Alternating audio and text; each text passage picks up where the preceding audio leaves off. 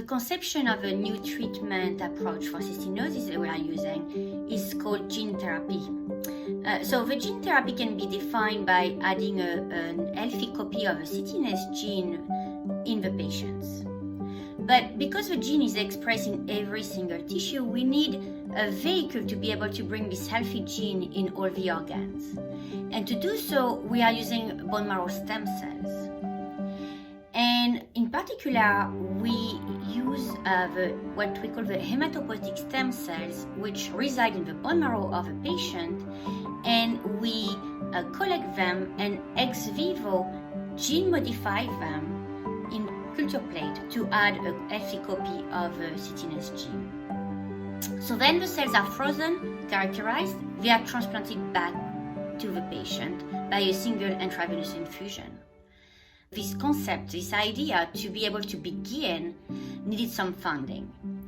And it would have been very hard to secure funding from the national competitive agencies like NIH with this kind of concept. Especially in the case of cystinosis where the protein is not secreted, so it's a lysosomal transmembrane protein. I was lucky to have an amazing advocacy group like the Cystinosis Research Foundation who followed me during my PhD and trusted my ideas and my capability of being able to at least try to get this project to work. Gave me the first funding for this project, and with that we were able to do all the preclinical proof of concept studies to prove that this concept could work in cystinosis.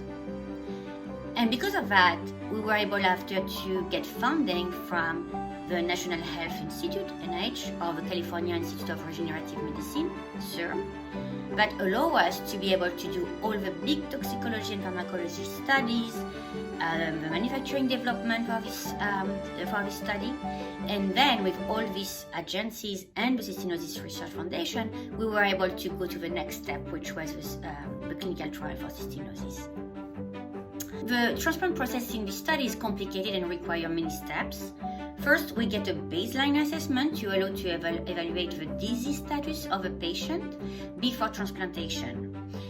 Then we have a cell product manufacturing, which is the generation of a gene-modified patient stem cells, and then the transplantation that require a short chemotherapy treatment prior to the cell infusion.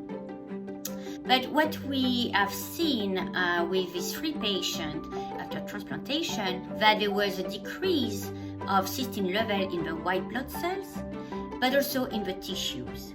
And we have seen a great decrease of the cystine crystals in the skin, rectal biopsy, and even in the cornea of the patients, despite the fact that they are off oral cysteamine and cysteamine eye drop since the time of infusion.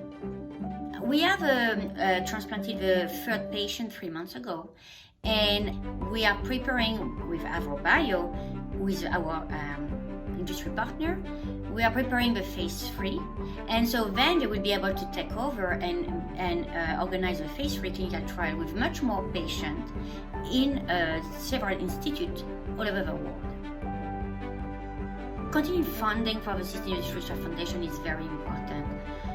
First of all, there are many aspects of the disease we still don't understand.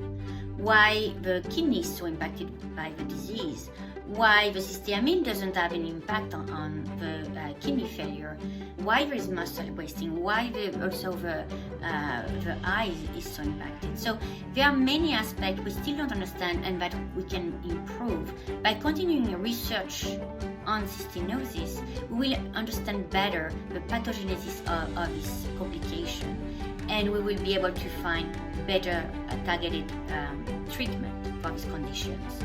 The stem cells is promising new treatment, but it might not be available for everybody, or it might, its efficacy still have to be proven.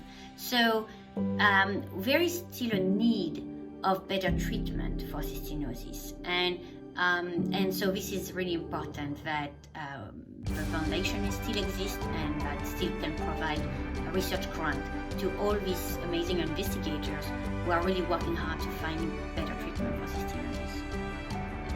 My biggest wish is to have this treatment to be a better treatment for cystinosis, and that younger kids will be able to be treated as well as the adults, and for both that will improve their complication.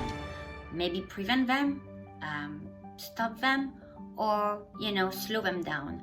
That our bio will develop this and make it available to all the patients from cystinosis who want to do this treatment will be able to do it.